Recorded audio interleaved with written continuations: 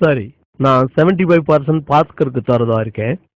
அது போக 25% நாம 5 பேரும், அதாவது ஸ்ரீதர், கோபால், நான், தாமு பேபி பிரிச்சுக்க போறோம். ஆளுக்கு 5% கிடைக்கும்.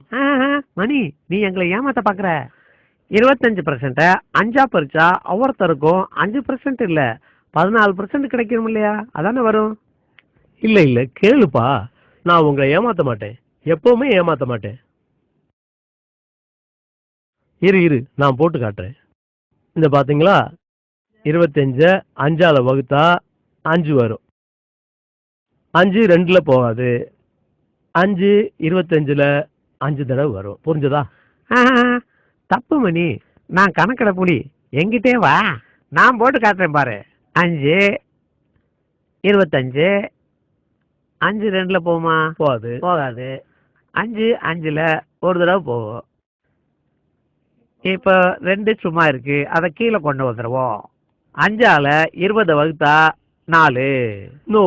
கணக்குன்னா இப்படி போடணும். 25 5ஆல வகுத்தா 14. ஓ நோ, நான் உனக்கு புரிய வைக்கிறேன். இதோ பாரு. 5 5 தரம் 5 5 5 25. பாரு, நல்லா போட்டாரு கணக்கு. என்ன உங்களுக்கு எவன் தான் கணக்கு சொல்லி கொடுத்தானு தெரியல. கொடுங்க, இப்படி நான் போட்டு காட்டுறேன். 14 5ஆல பெருக்கினாதான் 25 வரும். 5 × 4 20. 5 1ஆல இன்ட்டு பண்ணா 5, மொத்தம் 25. அவ்வளவுதான். இல்ல இங்க பாருமா, 5 14 நான் கூட்டி காட்டுறேன் பாரு, அப்ப புரியும் உனக்கு. 14 14 14 14 14. இப்ப கூட்டி பாரு, சரியா வரும். நீ சொல்றது தப்பு, நான் சொல்றதுதான் ரைட்டு, நீயே ஒத்துக்கோ பாரு. 4 8 12 16 20 21 22 23 24 25.